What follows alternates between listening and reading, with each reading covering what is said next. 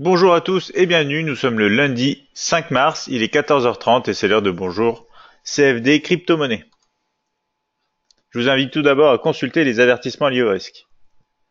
Si vous avez des questions au cours de cette analyse, n'hésitez pas, bien sûr, à me les poser. On va démarrer avec l'actualité des crypto-monnaies. Alors on va voir qu'en France, on a eu un communiqué de la presse et notamment donc relatif aux crypto-monnaies publiées par l'AMF. Donc du côté en fait au niveau des options visant à réguler les ICO, l'une des possibilités envisagées serait celle d'une nouvelle législation spécialement adoptée pour les ICO. On va voir aussi que du côté de la Russie, il y a eu récemment une question d'autorisation pour utiliser en fait les crypto-monnaies en termes de recouvrement de dettes. Cependant, la législation encadrant les devises numériques n'est pas encore donc bien établie et assez claire. Cela a été refusé. L'autoriser donc le paiement de dettes par l'intermédiaire de crypto-monnaies reviendrait encore à les reconnaître comme des monnaies légales. On va voir que du côté de l'Espagne, le gouvernement travaille notamment actuellement donc sur un projet de loi favorable aux ICO. Le député Teodoro Garcia a notamment déclaré: nous espérons que la législation sera prête cette année. Nous voulons mettre en place le cadre le plus sûr d'Europe pour investir dans les ICO. On va voir aussi du côté donc de l'avenir des crypto-monnaies. Il y a Mark Carney, le gouverneur de la Banque d'Angleterre et président du Conseil de la stabilité financière du G20, qui déclare que les crypto-monnaies agissent comme de l'argent, au mieux seulement pour certaines personnes et dans certaines mesures seulement en parallèle avec les monnaies traditionnelles des citoyens. En d'autres termes, elles sont en train d'échouer. Du côté, en revanche, donc de l'Allemagne, on a au Liechtenstein la banque Frick qui va permettre à ses clients d'investir directement dans 5 devises numériques avec le Bitcoin, l'Ether, le Ripple, le Bitcoin Cash et le Litecoin sans passer par les plateformes spécialisées. Donc c'est une première. Aux Pays-Bas, la banque Rabobank envisagerait même donc d'ajouter à ses offres de portefeuille d'actifs numériques tout simplement justement ce service à ses clients, ce qui permettrait en fait aux clients de stocker des crypto-monnaies. Donc un message à la fois négatif du côté de la Banque d'Angleterre, mais plutôt un message assez positif ici, donc avec cette slide. On va voir que on a des supports et résistances sur les crypto-monnaies, et notamment donc en démarrant par le BTC USD CFD avec un premier support donc au 10 265, 9 600, 8 300, des résistances du côté des 11 700, 12 800 et 14 400. Le BCH USD CFD, donc le Bitcoin Cash crypto-monnaie, pour lui, on a des soutiens actuellement au 1200, 900, 670, des résistances au 1450, 1700, 1900. On va voir maintenant l'Ethereum, l'ETH USD CAD pour un premier support au 820, 755, 670, des résistances du côté des 875, 930 et du niveau psychologique des 1000. Bien évidemment. On va passer maintenant au Ripple, le XRP USD CFD pour un premier soutien au 1, donc niveau psychologique. Ensuite, on retrouve les 0,85, 0,67 et des résistances à la hausse sur les 1,17, 1,30 et 1,50. Qu'en est-il maintenant du Litecoin, le LTC USD CFD? On a des soutiens sur les 215, 185 et 160, tandis que les obstacles à la hausse se retrouvent sur les 250, 280 et 300. Le Dash, le DSH USD CFD, quant à lui, obtient des soutiens aux 570, 500 niveau clé et 450, des résistances et obstacles à la hausse du côté des 650, 750 et du niveau clé des 900. Le XMR USD CFD, la crypto-monnaie Monero, obtient quant à elle un support au 355, 320, 285, des résistances et obstacles à la hausse au 385, 425 et 470. On finit enfin avec le Zcash, le ZEC USD CFD, pour un premier soutien au 400, 350 et 270, des résistances à la hausse au 460, 550 et 650. On va maintenant passer donc à l'analyse graphique crypto-monnaie MT5. Donc on retrouve ici la plateforme comme d'habitude, Admiral Markets MetaTrader 5, le mini terminal de MetaTrader 5 édition suprême juste ici, et notamment le graphique ici du BTC USD en daily, le BTC USD CFD. On retrouve donc une tendance ici à la hausse, un momentum positif et une force positive. On est néanmoins sous cette ici oblique haussière moyen long terme. Donc cette oblique qu'on retrouve ici avec des négociations qui ont joué cette fois donc support, ici pour l'instant résistance. On va voir si justement on va pouvoir aller retester cette borne. Donc cette borne actuellement maintenant juste ici, on est en train de repasser au-dessus des moyennes mobiles. D'ailleurs ces moyennes mobiles exponentielles 20 et 50 se rapprochent l'une de l'autre. On va peut-être bientôt avoir un croisement à la hausse qui va nous permettre aussi de relancer les opportunités à l'achat, bien sûr à la hausse sur ce CFD BTC USD.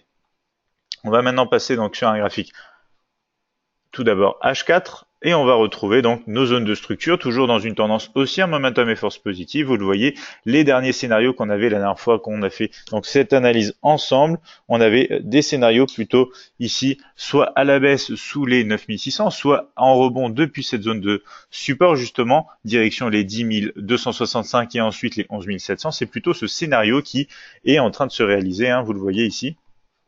Donc on a des escaliers haussiers qui sont présents, hein. On a une cassure donc de cette oblique baissière, retracement exactement sur les 10 265 et ensuite des petits mouvements comme ceci à la hausse. Pour l'instant, on essaye tout simplement de rejoindre une fois de plus donc les 11 700.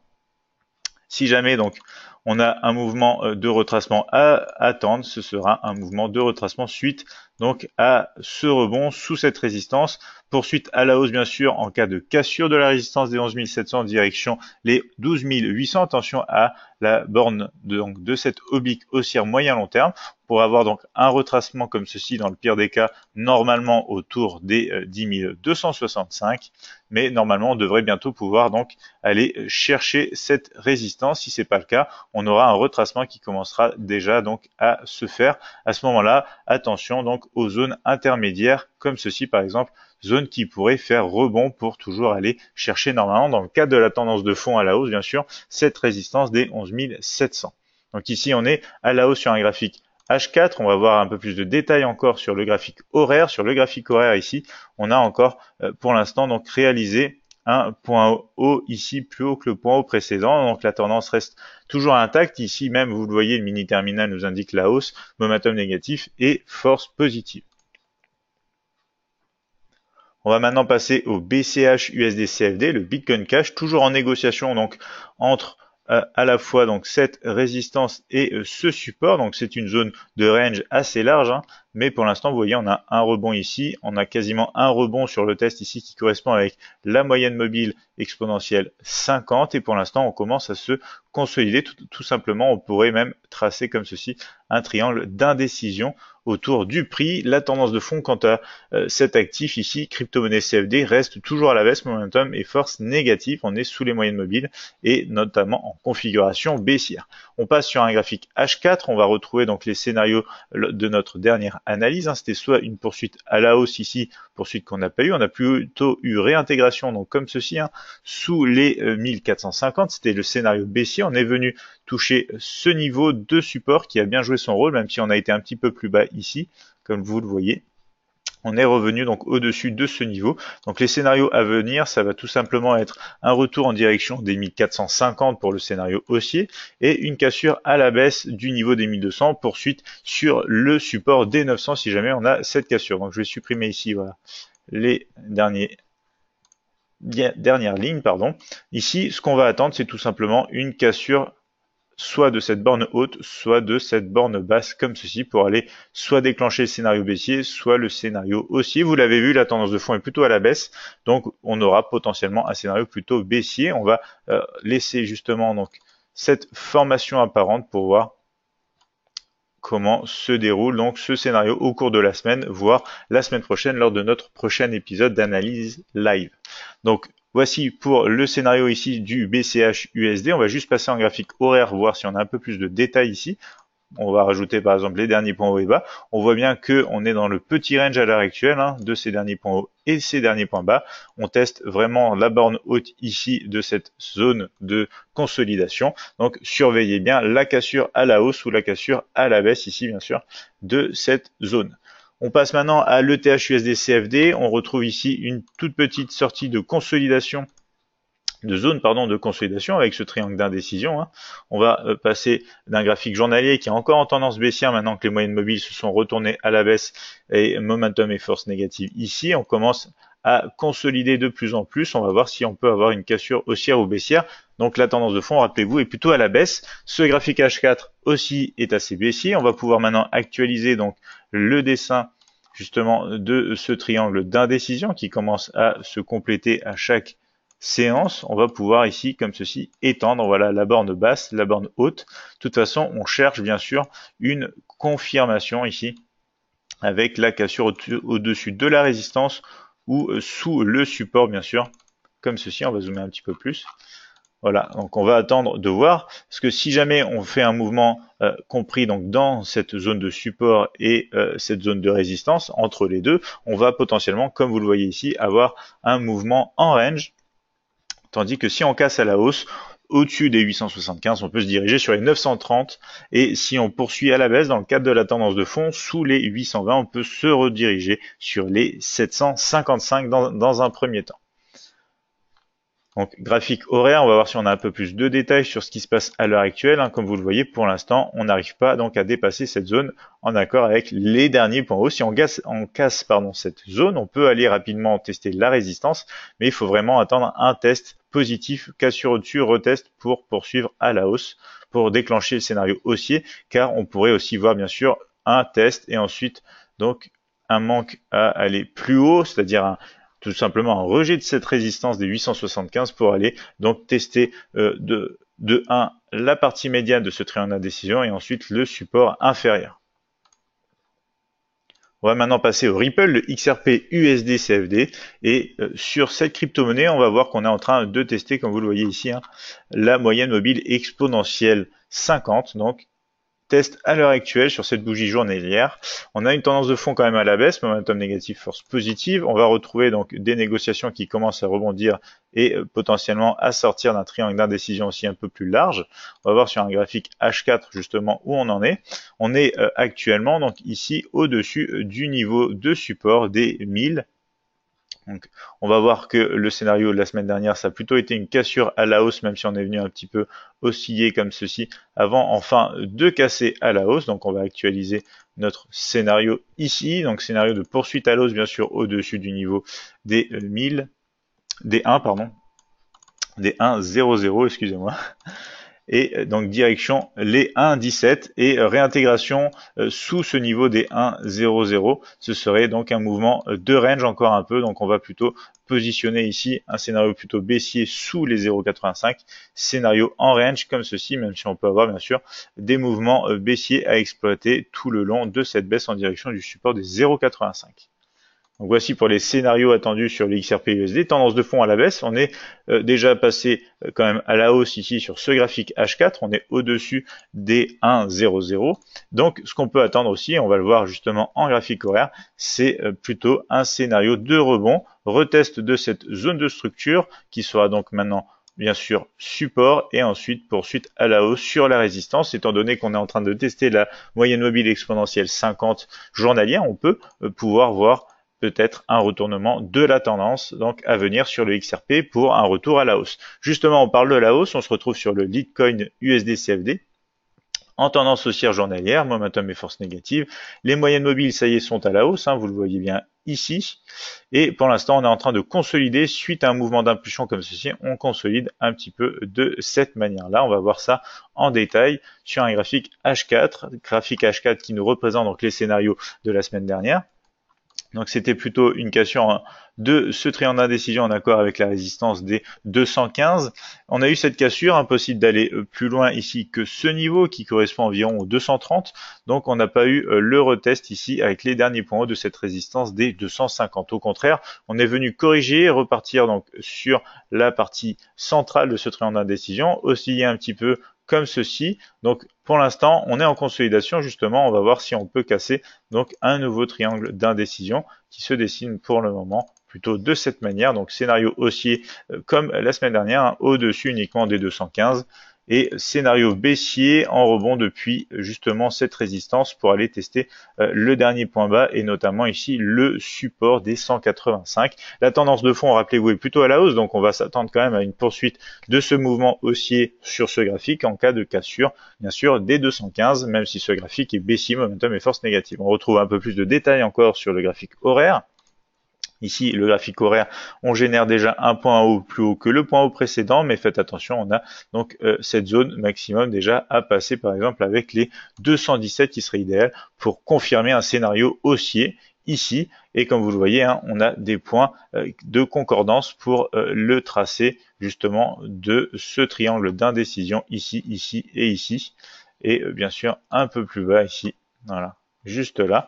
Donc un triangle d'indécision qui est plutôt bien dessiné. On va voir justement ce qui se passe au cours des prochaines séances. On verra ça bien sûr, soit au cours des épisodes de Bonjour CAC 40 et DAX 30 le matin à 8h30 en live, soit la semaine prochaine pour un nouvel épisode de crypto-monnaie CFD.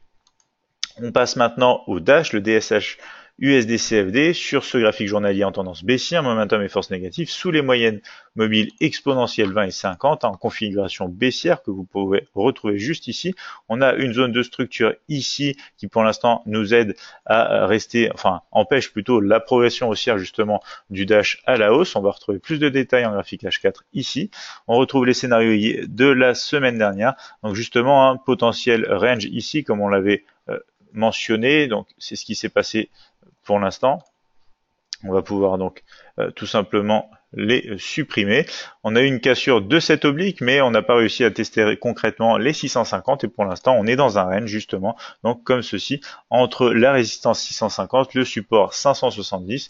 Donc poursuite du scénario tout simplement comme ceci, hein. Soit on casse à la hausse au-dessus de la résistance direction les 750, soit on va casser à la baisse pour aller tester les supports inférieurs. Pour l'instant soyez vigilants, c'est une zone quand même de range. On va étudier ça en unité de temps horaire. On va retrouver quand même de potentiels donc signes à la hausse. Hein. Si jamais par exemple on casse tout simplement ce niveau et cette oblique à la baisse, on pourrait avoir donc soit un mouvement baissier, soit un mouvement haussier. Ici direction les 650 uniquement au-dessus des 619. Mais soyez prudents, c'est un petit peu plus ici donc du trading encore plus court terme, puisqu'on a quand même cette large résistance à tester avant d'avoir vraiment des scénarios plus long terme, moyen long terme à la hausse en direction des derniers points hauts, notamment de la résistance ici des 750.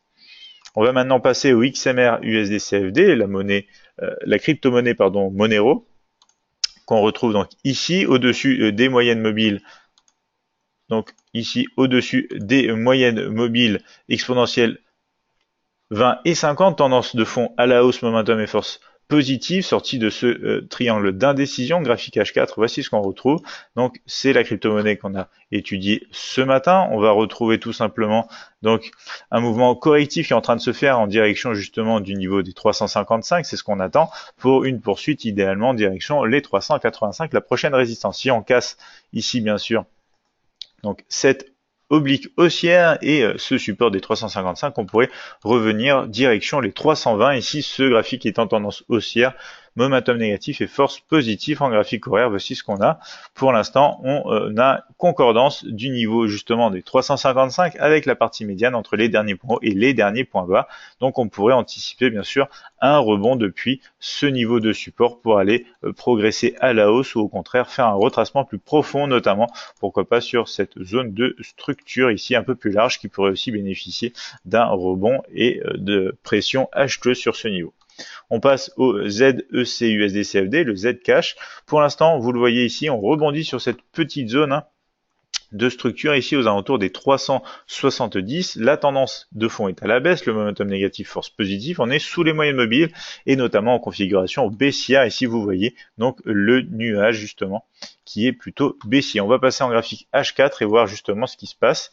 On est donc entre cette zone ici tout simplement de structure, zone intermédiaire entre les deux supports des 400 et des 350, donc on est sur les 375 et on attend tout simplement une cassure à la hausse au-dessus du support comme ceci pour aller chercher une fois de plus les 460 qui correspondent avec cette large zone ici de résistance. On a eu cassure de cette oblique, mais ça ne nous a pas permis de poursuivre donc plus haut. En revanche, on peut maintenant dessiner avec les dernières négociations comme ceci.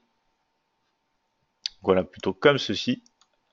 Une oblique juste au-dessus en attendant donc d'une cassure pour avoir une confirmation d'un mouvement haussier sur ce graphique H4 qui est déjà à la hausse, momentum positif, force négative. Mais n'oubliez pas qu'on a quand même une tendance de fond à la baisse, donc on pourrait avoir ici, sous cette zone de structure, un mouvement baissier direction le niveau des 350. Bien évidemment, ici, zone de range à surveiller tant qu'on casse pas soit les 375 à la baisse, soit le niveau des 400 à la hausse sur cette crypto-monnaie ZEC USD. Donc on passe pour finir en graphique horaire, on retrouve un peu plus de zone de structure. Pour l'instant, on essaye de casser justement ici les derniers points bas pour aller réintégrer concrètement donc ce range et continuer donc un trading de range en attendant de voir justement si les acheteurs ou les vendeurs l'emportent. Attention donc une fois de plus aux 375 au niveau des 400, notamment à la cassure de cette oblique pour jouer des scénarios aussi au cours des prochaines séances de trading. Donc voici pour cette analyse hebdomadaire des crypto-monnaies CFD avec Admiral Markets. Je vous invite à vous abonner à notre chaîne YouTube. Vous retrouverez les épisodes précédents et les épisodes à venir, bien sûr, plus de tutoriels sur les crypto-monnaies CFD et des informations sur notre site internet admiralmarkets.fr. Je vous souhaite à tous de passer une bonne semaine et de bonnes séances de trading. Je vous dis à la semaine prochaine.